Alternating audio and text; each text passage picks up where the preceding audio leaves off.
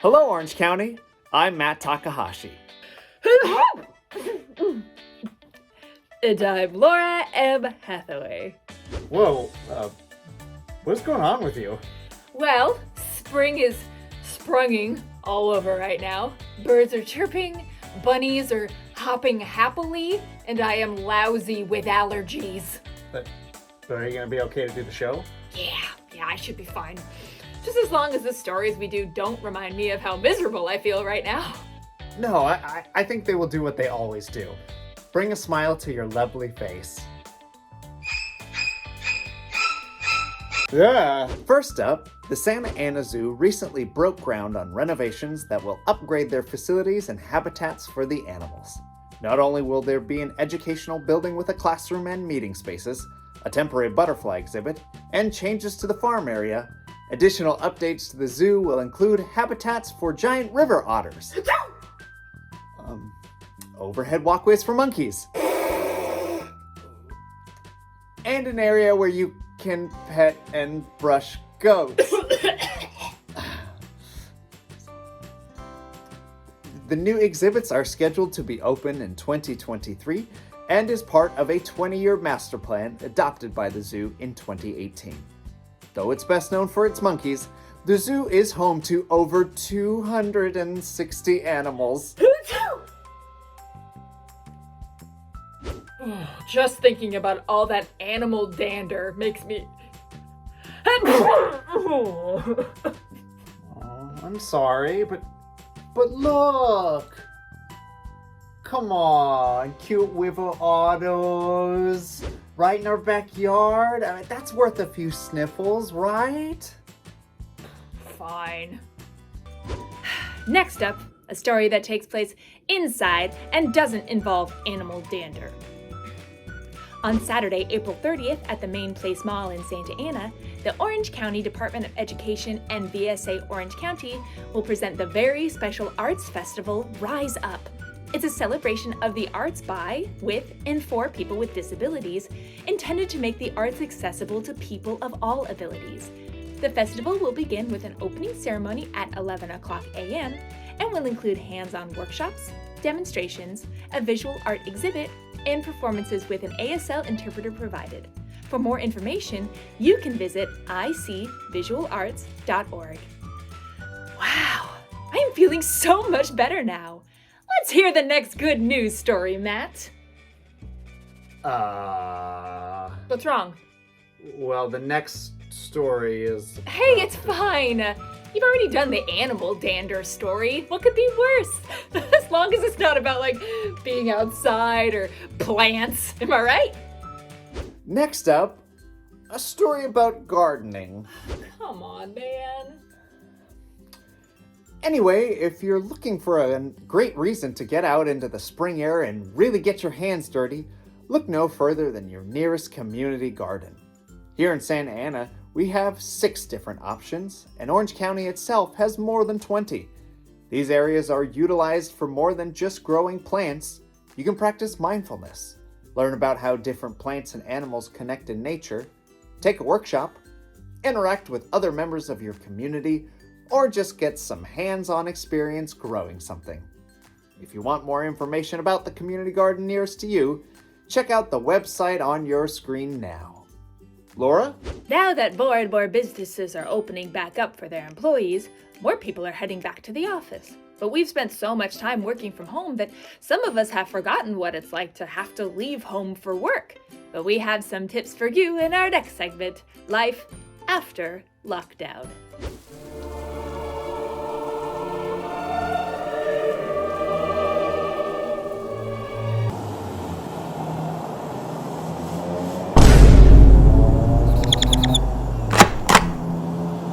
If you are someone who's been working from home, the lifting of some CDC regulations and certain mandates might mean heading back into the office for you. If that's the case, we pulled a training video from our archives that might help you take the steps you need to get back out there.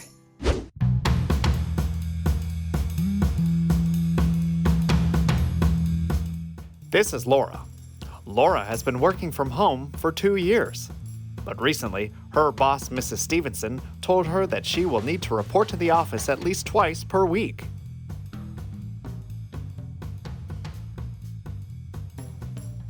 Laura is heading to her closet now to pick out an outfit for her day. Laura. You're going into the office now, so people will actually see your bottom half. That's right, Laura. You chose pants to wear today. Good for you. Did you forget something, Laura? That's right. Now that you'll be seeing people in person, you can't forget to brush your teeth until noon like you have for the past 2 years. They can smell that a mile away. You're making great decisions. Laura got her cat during lockdown, so he has never been without her, and now he is codependent. Laura knows if she wants to come back to a house that has not been torn up by an angry animal, she needs to bribe him with treats. She always knows how to keep her furry friends happy. Laura is scared by that bright ball of light in the sky. Don't worry, Laura. That's just the sun, and it's completely normal. You've been cooped up inside for 2 years, so you've forgotten what the warmth of the sun feels like on your face. It might take a few tries, but Laura knows that, with a little practice, she will feel confident that she can head back into her office with a bounce in her step and a smile on her face.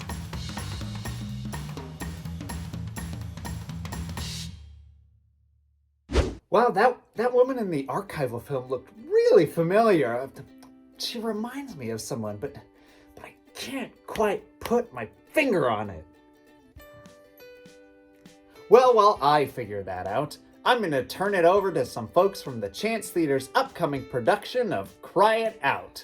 My name is Bruce Goodrich. I'm a board member here at the Chance Theater, and I'm here to host this Chance Encounter interview with our extraordinary cast of Molly Smith Metzler's play, Cry It Out. It's comedy with a big heart about social class dynamics embodied by 3 very different women, new moms dealing with the challenges of maintaining a career and a family and living on the North Shore of Long Island. I'm Aubrey Saverino, and I play Jessie Gelb in Cry It Out. Jessie is a new mom. She's got a 12-week-old, and she was living and working in Manhattan as a corporate lawyer, 90 hours a week. And when she got pregnant, her and her husband decided to move out to Long Island to have a baby. And so life is totally different now. I relate to Jessie in a lot of ways. I am also a mom. I have a 3-year-old. In fact, I was sent this play a month after I had my kid by another actor who was like, you need to read this play. Because it's so great. It's so detailed. It's so nuanced about parenthood. Hi, I'm Amanda Zarr, and I'm lucky to be playing Lina in this production of Cry It Out. Lina is a loud and proud, boisterous South Shore lady. Think Jersey Shore, sort of aesthetically pleasing kind of person. I wish I kind of could be a lot more like Lina. She is outgoing. She is brave. She speaks up for herself. She knows exactly how she feels about things and isn't afraid to let the world know. I feel so excited to play her because, when you get to play someone braver than yourself on stage, it kind of makes you, it gives you stones for a little while. And so I'm really enjoying that feeling as we're working on this play. Hi, my name is Angel Dumapias, and I'm playing Adrienne. Adrienne is also new mom. She has a 7-week-old, and she is juggling her 7-week-old with her career as a jewelry designer, a successful jewelry designer. I'm also a mom. Now, my son is already grown, but I do remember when I did have him, I was juggling a career at the same time. And there are a lot of things that I see in Adrienne's character that I can relate to, maybe not the ticking time bomb part, but, just trying to find your new footing and your new identity as now a mom, and also your identity in the career force. Hi, everybody. My name is Sato James, and I play the role of Mitchell. Mitchell is married to Adrienne, and Mitchell isn't a bad guy. I think aspects of who he is, and he and his wife both were determined, very successful in each of their ventures. However, transitioning into being a dad has many challenges, and I mean, I've got 3 children of my own, and my wife and I felt as though we were prepared when we had children. But I was telling the ladies at one of the rehearsals when we had our first Olivia, who's now 17, I can't believe it. It was, there's this flurry of activity in the delivery room, and then all of a sudden, after baby's delivered, everyone leaves, and you're left in this room with this baby where you weren't parents 8 minutes earlier, and now you're parents, and you're supposed to navigate sort of all the nuances of being a dad. This is pretty much directed for Amanda and Aubrey.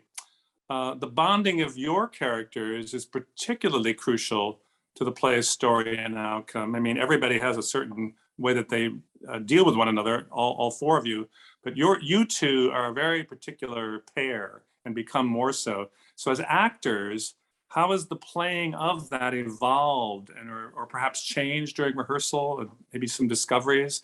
Very complex friendship. I mean, these are 2 women, I think, who in another life would never cross paths. But now they're moms living next door to each other in winter in Long Island when nobody else is around, and they have this shared experience. And I've used this phrase before, but it feels like becoming a parent has changed, I'll speak for Jessie anyway, has changed Jessie's DNA. And what matters, what's important, the priorities, who her friends are. She talks about her friends in Manhattan as aliens, as like people she no longer understands, who have different priorities. And then here's this woman who's so different from her, but loves her child as fiercely as she does and prioritizes that. Yeah, I'm learning a lot from this play about maybe how isolating becoming a new mother can be, where like Aubrey spoke to the idea that like what you considered the norm all of a sudden isn't the norm anymore, and a lot of people don't go on that journey with you. So the fact that these 2 women can find each other by happenstance, like in many ways, saves both of them. I keep thinking about just some of the small research that I did about how touch is so important for babies, for newborns, and how you're really encouraged to do a lot of skin contact with babies. And yet, like 2 women who have given birth, like only having that contact after having this encounter with the whole world can feel oddly isolating. And so I love this idea that these 2 women kind of make contact with each other in that important time when their kids are napping, so that their life becomes more than just being a new mom, and that the loss of self is kind of recovered through this friendship that they find. How do you think, or actually maybe more appropriately, how do you react to what the play has to say about contemporary female dynamics, social power structures, female empowerment, reactions to how Ms. Metzler has portrayed these elements? I really liked what Aubrey said with the whole like social, the different social economic statuses and classes of people meeting each other over the common denominator of that they're all moms. And just it's interesting to see the interaction, even though not all of it's perfect. When I was kind of in that stage when my son was young, because I was a super young mom, I was like 21, and I felt like a complete alien. And I had friends or like family members who it seemed like everybody was like doing it so perfectly, like everybody knew what they were doing, that they and I just felt like I don't know how, like you just feel completely lost. Yeah, like nobody knows. Nobody knows. The first lesson in acting, be a mom, right? But yeah, it's interesting. Yeah, exploring the layers of how this can actually feel, and and then putting it out onto the stage from the words that are on the page. Any surprises or even small challenges playing this sort of a piece in a full thrust space with the audience on three sides? Well, our set design is a problem. Our set designer was not collaborative. He wouldn't listen to any suggestions. Yeah. When we clearly asked there not be a giant T-Rex fossil in the middle of the stage, he refused. And we're hoping to never work with him again. Yeah, I absolutely agree. I would banish him to the far corners. I love working in the thrust. The thrust might be my favorite configuration to work in, truthfully. I love the intimacy of it. And I love that this play is in an intimate space like that. And also, we got into the theater for the first time Saturday, a couple days ago. And we basically realized we had to reblock the entire show. Hooray! Because it's all these really intimate conversations. And, you know, you want to be kind of close and still, and you just like you can't do that in a thrust space. So, you know, we're getting very creative with how to move and, you know, make sure that everybody can see us. We will get there, and it will be great to be that intimate and close to the audience. But yeah, that's always the challenge of a space like this. So how has this process changed you in some way, perhaps, or a surprise, a particular discovery? When we first started having children, another family was walking their kid as we were, and their kids are a little ahead of, you know, they're older than us. And then the mom said to us, enjoy them. They change so fast. And you hear that. And when you're in the middle of it, you're, you know, she was, you know, 4 months old or something like that. But then she was 5 and then 10 and then 16. And, you know, just last year we had to drive by Sweet 16 because of COVID. And now she's 17. And it's on one of the, I think Jessie's character says something like, this is temporary. And I know it's about something else, but these stages where these children are, it moves really fast. So maximizing, you know, where they are, you can forecast, obviously, you want to plan for the future and stuff like that, but really, really enjoying what this sort of play does. Certainly with the struggles that Jessie has to endure, and all the people in the play have to endure. Me as a father, just really being present with whatever stage my children are in, because, you know, we're going to be looking at colleges, you know, here soon, and we still have 2 more that are on the way. But it certainly is. It just reminds you of, you know, this is fleeting. I mean, the days are long, but the years are very short. You know, and aspects of this place just sort of reminded me of, hey, you know, spend that extra time reading that extra book, or it's fun to have my 17-year-old say, can I sleep in here tonight? And just really, really cherish that. I love that this playwright chooses to call this play Cry It Out, based on the sleep training theory. And my character says, you know, she defines it, Lina defines it as putting a baby alone in a dark crib and letting them scream and scream until they realize no one's going to help them. This play is, for me, so much about the fact that these are 4 people who at times are screaming into a void, and it's not until they find each other, for good or bad, that any of them is able to move forward. And so I as well agree that it's about finding the people in your life that help you move forward. I want to thank all of you. And the Chance thanks all of you so very much for sharing, well, not only sharing your time, but sharing these wonderful, wonderful thoughts and feelings about this play and yourselves in it. And I wish you all the very best for the rest of the process and for the run of the show, and it's going to be great. In my attempt to stay inside to avoid pollen as much as possible, I have been on the interwebs trying to do a TikTok with the young people. They try to communicate with me, but I just can't understand what they're saying. Luckily, James Tran, a bona fide young person, has been helping us all translate some of what the kids are saying these days. James? Youths are getting more complicated these days, with TikTok trends and Starbucks drinks names that can range from 2 haikus long How are you supposed to memorize these things, let alone keep up with them? Well, today, I'm gonna keep things simple and give you some one-letter lingos that'll help you blend in with the Gen Z crowd. This is what the kids are saying these days.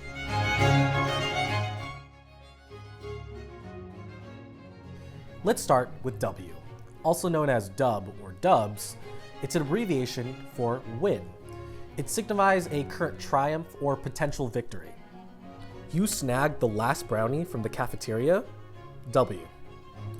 Hey son, I see you've been getting a lot of dubs in that game you're always playing, Fork Knife. Next, we have L, a direct antonym to W. This signifies a significant loss or shame from unsuccessful results.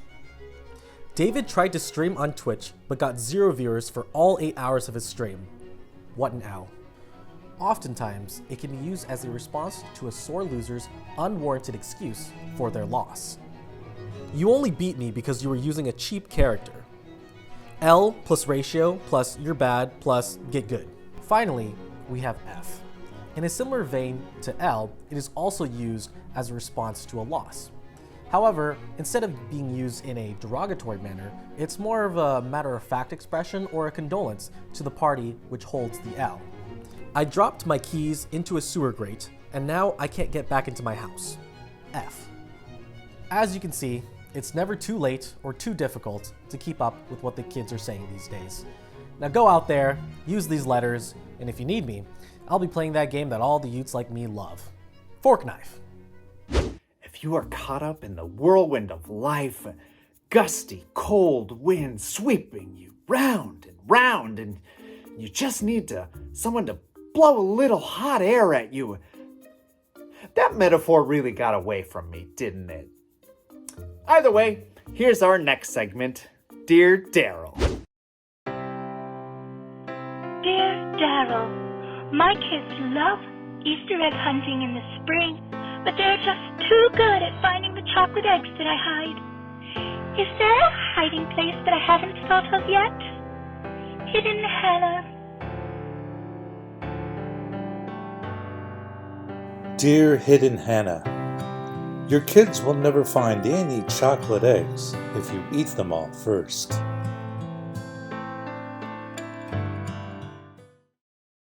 I mean, it's true. And delicious. And now for what's going on at the Chance. Playing through May 1st is the OC premiere of Cry It Out, a new comedy from Molly Smith Metzler that's written for parents and those of us who love them.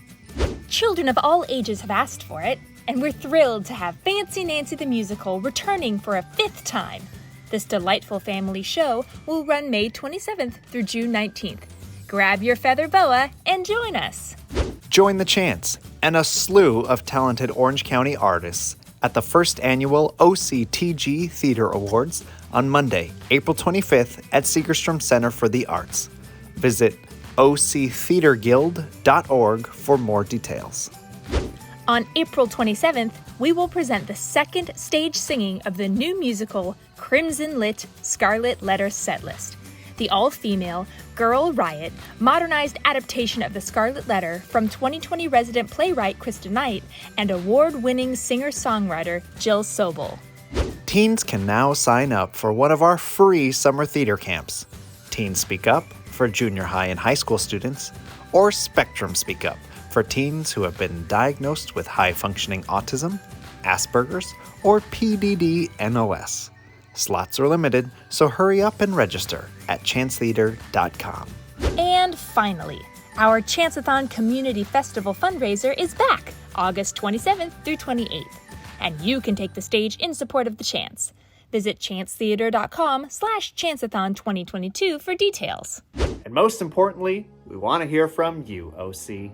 Send us your good news, stories, pictures, videos. Send them our way. Email us at goodnews@chancetheater.com and help us highlight local heroes and moments of joy. For SGNOC, I'm Laura M. Hathaway. And I'm Matt Takahashi. Until next time, Stay citrus, Orange County. Oh, sorry. I'm bless sorry. you. I'm sorry. Oh, so sorry you're not feeling so well, love. Aw, thanks. Oh man, can I help at all? Oh, did you try tea? Oh yeah, no. I've got my throat coat right here. See, I've got my. Did you try allergy meds? Oh yeah. I mean, I've got some stuff like right here, and I've been taking it as instructed on the box. Okay. Throat lozenges. Yeah, no. I've got those too. See, I'm taking kind of all of the stuff that you're supposed to take when you have allergies. I'm taking vitamin C, but specifically at 7:03 p.m. No, because I don't know why taking it at a specific time would really change anything. Did you get your tetanus booster? I don't know that there's a specific boost. I mean, I've gotten a tetanus shot. I got that a couple of years ago, but that doesn't help with allergies. So it's a different thing. Oh, did you stick your head in a bucket of rainwater and under a full moon and dance around 3 times? No. Did you hug a tree so hard that flowers just grew around you, so you got immune to like dander and stuff like that? I don't think you know how plants work. No, like at all. No, there was a great website about it. No. Oh, no, I got it. Oh. This is the one. Okay. Did you try not having allergies?